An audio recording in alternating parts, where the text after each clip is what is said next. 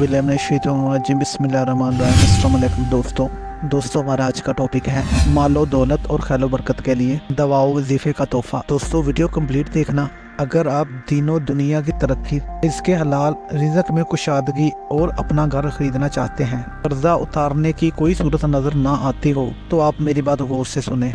एक शख्स बहुत ज्यादा गरीब था और फलों की रेहड़ी लगाता था। उसको ये दुआ पढ़ने के लिए दी, माशाअल्लाह इसके पास आज अपना घर, जिस जगह वो रेहड़ी लगाता था वहाँ पर अब उसकी अपनी दुकान है। आज वो खुशहाल है।